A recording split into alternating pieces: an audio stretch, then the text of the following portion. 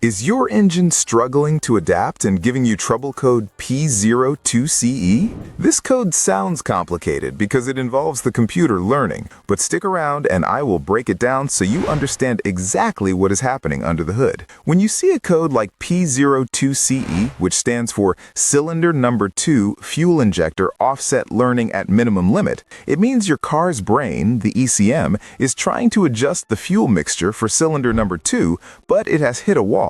Think of it like this. If you hurt your foot, your body learns to limp to protect it. Your engine does the same thing. As parts wear out or the weather changes, the fuel injectors have to adapt. However, in this case, the computer is trying to reduce the amount of fuel going into cylinder 2 to the absolute minimum allowed, but the engine is still not running right. It has reached the limit of its ability to fix the problem on its own. This is a moderate to high severity issue, because if the injector cannot adapt, you might be running too rich or too lean, which can damage internal parts. You will likely notice symptoms like reduced gas mileage, the engine misfiring or shaking, a strong smell of raw fuel from the exhaust, or even black smoke when you accelerate. The throttle response might feel sluggish, like the car does not want to go when you step on the gas. So, what causes this? It is rarely the computer itself. Usually, it is a vacuum leak letting unmeasured air in, a plugged air filter that looks sucked in on itself, or a cracked intake tube. It could also be a bad gasket on the intake manifold, or even a mechanical issue like worn piston rings in that specific cylinder. To troubleshoot this, you need to start with the basics.